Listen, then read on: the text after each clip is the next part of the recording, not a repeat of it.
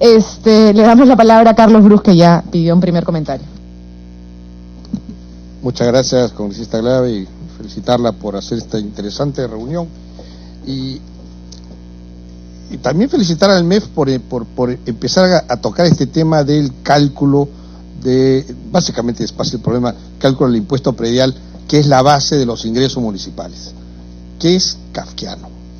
Y me tocó a mí vivirlo porque una vez al año el ministro de Vivienda tiene que firmar una resolución estableciendo los nuevos valores arancelarios en todo el país. Pero la decisión está cuánto tenemos que subvaluar el valor arancelario, porque si pusiéramos el valor real, con la tasa del impuesto predial, es decir, cae el gobierno por las protestas que habrían a nivel nacional por lo que tendría que pagar cada uno por sus inmuebles. Y es un sistema de cálculo absolutamente kafkiano. O sea, uno tiene que bajar el valor real para que con la tasa haya un impuesto que no sea muy alto. Entonces esto hay que sincerarlo, y me parece muy bien que empecemos a tocar este tema. Y también con la sana intención de buscarle a los municipios ingresos que les permitan llevar obras que tienen que hacer. Está ocurriendo que el Ministerio de Vivienda, es decir, el gobierno central, se dedica a cambiar tuberías de agua en zonas. Entonces, eso no tiene sentido. El área de saneamiento del Ministerio de Vivienda debería hacer grandes obras hídricas, pero no dedicarse a estas obras tan básicas, porque los municipios no tienen plata. Entonces van los alcaldes a desfilar al Ministerio de Vivienda de la mano con el congresista de su región para ver cómo hacer este cambio de tuberías, que es básicamente porque los municipios no tienen ingresos. Y el otro tema es el tema de los catastros. No hay una entidad en el Estado que le pueda dar el servicio a los municipios de darle un catastro de su localidad actualizado. Ya tenemos satélite y toda la vaina, pero hasta ahora no se hace eso. La entidad del Estado que tiene el mejor catastro es COFOPE. Por una razón fortuita, hubo años atrás un funcionario que hizo un buen contrato con una empresa francesa y tenemos un catastro muy bueno en COFOPE. No es el sitio donde debería estar, pero ahí está. Entonces hay que trabajar para ayudarle a los alcaldes una foto de cuál es el mapeo de sus contribuyentes y darle un buen instrumento, es decir, un nuevo sistema de cobranza o de cálculo del impuesto predial más racional que el que hay actualmente, para que puedan tener ingresos. Pero por supuesto el tema de gestión territorial no se queda ahí. Tenemos muchas falencias. Yo hace unos meses estuve en las oficinas del Instituto Metropolitano de Planificación, o Municipal de Planificación, creo. Claro, estuvimos ahí con su representante aquí. Tiene un capital humano espectacular, pero yo pensé entrar a unas oficinas, digamos, una sede decente de quien decide por miles de millones de soles, porque ustedes se imaginarán que el cambio de una zonificación, la cantidad de plata que eso significa y la importancia que eso significa para la ciudad. Pero es una casita muy modesta que está al costado ahí del Ministerio al costado o atrás del Ministerio de Trabajo, por ahí, que realmente no es lo que debería ser un instituto metropolitano. Y por otro lado, es un instituto que por supuesto tiene que ser municipal. Es la municipalidad, el órgano de gobierno donde debiera discutirse mayoritariamente estas decisiones de dónde quiero casas, dónde quiero locales comerciales, dónde quiero fábricas, pero no tiene un consejo directivo, una entidad tan importante, y yo creo que ese consejo directivo debiera tener por lo menos un asiento el gobierno nacional, el Ministerio de Vivienda. Un asiento, no digo mayoría, porque eso tiene que ser mayoría municipal, pero sí, dentro del gobierno nacional, el único ministerio que tiene por encargo el tema de urbanismo es el Ministerio de Vivienda, y debería estar sentado ahí, para que junto con el municipio, y más en caso de Lima, mucho mayor razón, dado que CEAPAL es manejado por el gobierno nacional, tomar decisiones, por lo menos informarse hacia dónde va a crecer la ciudad, y hacia dónde se pueden proveer los servicios que la ciudad necesita para que pueda crecer. Y en el campo de infraestructura, efectivamente, hacer un mapeo de las obras básicas que se requieran para el crecimiento de la ciudad, pero rompiendo paradigmas. Lima, cada vez que necesita agua, alguien saca los planos de Huascacocha, de Junín, marca 1, marca 3, marca 10, no sé cuánto. Y aquí lo ganamos a Sao Paulo trae agua de 85 kilómetros, nosotros traemos de 500 kilómetros, lo traemos de agua del otro lado del cerro, del otro lado de la cordillera, embalsamos los ríos, le hacemos un hueco al cerro y por ahí traemos el agua que viene por el río Rima, que hace años se ha secado, es un río seco, así que hemos ganado a Sao Paulo, ellos traen de 85, nosotros de 500 kilómetros el agua. Sí. Una población que es la mitad. Y con una tontería de que estamos al borde del mar.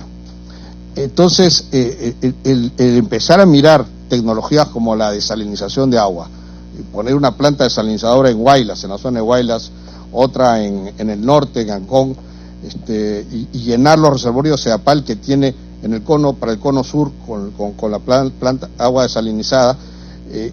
Estamos hablando de que nos vamos a ahorrar miles de millones usando esa tecnología, que además tiene la particularidad que no se va a agotar, ¿no? Mientras que cuando hay sequías ha ocurrido varias veces que las lagunas de Huascacocha han bajado por debajo de su nivel normal y Ceapal tiene que implementar sistemas de racionamiento de agua en Lima porque estamos al límite.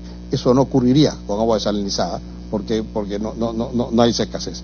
Pero, en fin, esa es otra área y no quiero monopolizar las ideas, más que señalar que yo creo que hay que buscar ampliar la base para que haya más contribuyentes que el municipio, al cual el municipio les pueda cobrar. Yo no iría tanto hacia aumentar la tasa, o sea, lo que paguen individualmente los propietarios, sino iría más a que haya más gente que pague realmente y que aumente los ingresos por ese lado, y que cualquier fórmula justa de cobranza de mayor valor de los terrenos no implique cargarle la mano a los que ya son propietarios, ¿no? Yo estoy clarísimo, por ejemplo, si el día de mañana se hace el tren de cercanías y tú decides hacer una estación en medio de un sitio desolado, está clarísimo que los terrenos alrededor de esa estación van a aumentar de precio y el propietario no invirtió ni un sol por eso. Entonces, en ese caso sí hay que ponerle un mayor valor cuando ese valor que se ejecuta cuando ese propietario ejerce la primera venta, ¿no? Y de esa manera no lo acogotamos con impuestos, sino que cuando él va a realizar su plusvalía, en ese momento corta un pedacito para la comunidad. Me quedo ahí para no monopolizar el tema. Gracias. Muy bien, muchas gracias, Carlos. Sí, una de las cosas que estaban discutiendo en el evento, además del MEF sobre el predial, era sinceremos. Si luego se tiene que bajar la alicuota, que se baje, pero sinceremos, porque si seguimos ocultando el valor real, estamos fritos. Ha pedido la palabra Augusto Mendoza, que es director ejecutivo del IMP, en respuesta, creo, mentira, a Carlos. Nada, bienvenido, Augusto. Gracias, muy amable por la invitación, estimados y estimadas. No voy a hablar acerca de la gestión del IMP. Vayamos más allá de eso. Y el estar en este foro dentro del Congreso es una situación bastante importante y nos debe llevar a pensar cómo estos conceptos que hemos estado escuchando de los tres ponentes podemos ponerlos en práctica en nuestra regulación urbanística. Y en buena cuenta, toda la base ideológica, conceptual, de principios en la que se basa la regulación urbanística que nos han estado mostrando, ya existen en la regulación peruana. Existe que la propiedad predial está sujeta a las normas urbanísticas. Existe que el bien común está por encima del bien individual.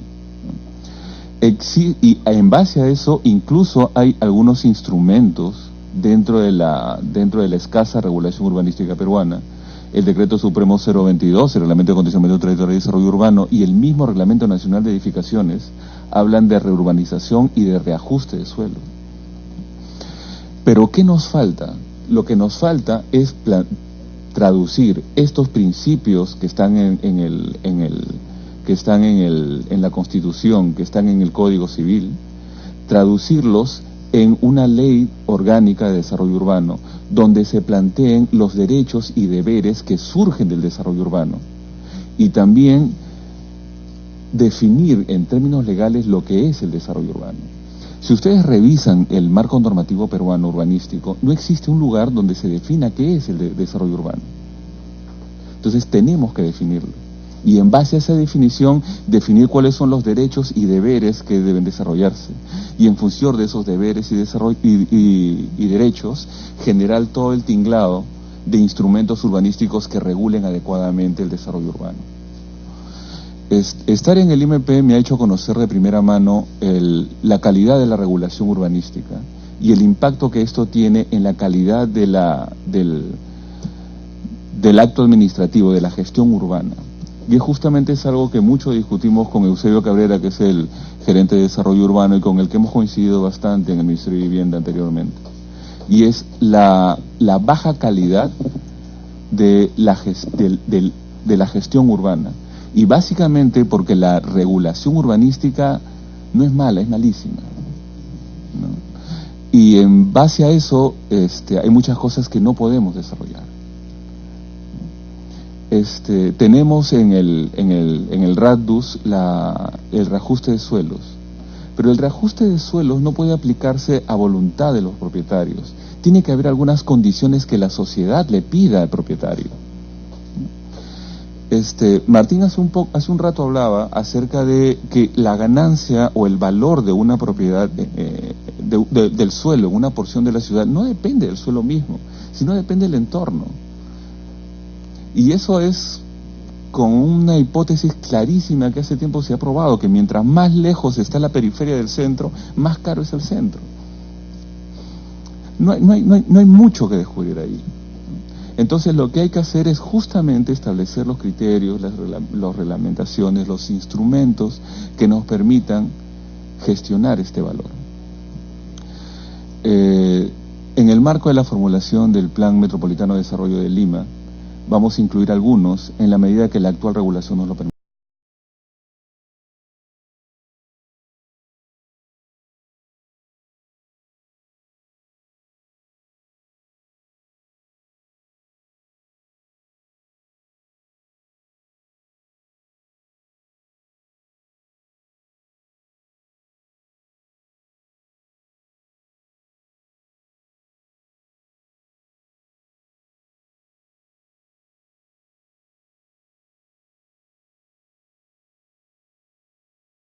De un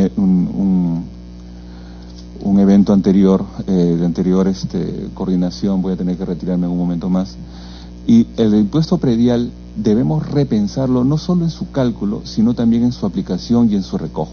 En estos momentos el impuesto predial se está recogiendo a nivel distrital, lo que significa que tenemos disparidades, como que el impuesto predial per cápita que se recoge en un distrito como Surco es 33 veces superior al impuesto per cápita que se recoge, por ejemplo, en Comas. Con lo cual, algunos de los grandes distritos que tienen ingresos en la capital pueden hacer estudios de islas de calor con modelos tridimensionales de la ciudad, que no lo hacen ni muchas ciudades del mundo.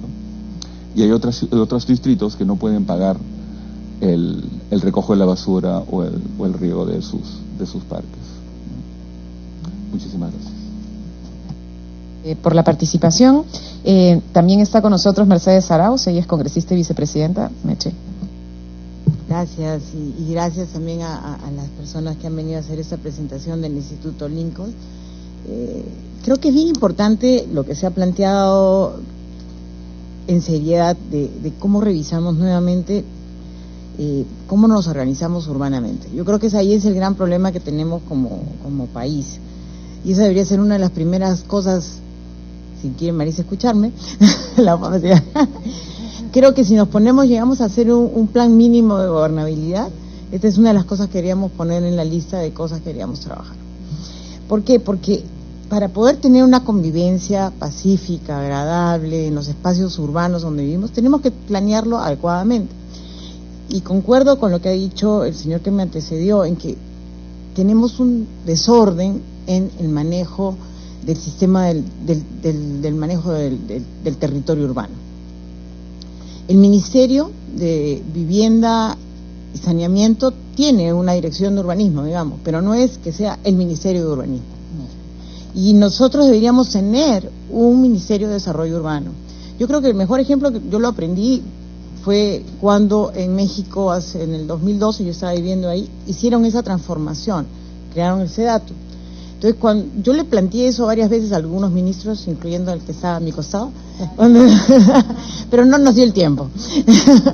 Pero queríamos hacer ese cambio. Yo creo que era importante hacer que el ministerio tuviera esa capacidad de ser el ente rector para plantear esta mirada.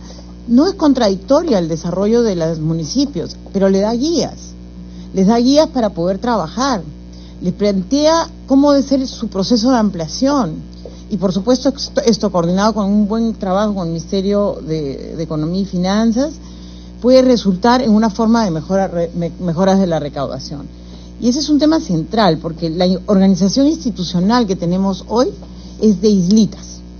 O sea, cada alcaldía toma decisiones de manera separada. Entonces, ni siquiera hay una coordinación. Si vamos a la ciudad de Lima, ¿no? La ciudad de Lima, una ciudad con 42 distritos que también toman decisiones aisladas a las decisiones colectivas de una ciudad tan grande que tiene 10 millones de personas, ¿no?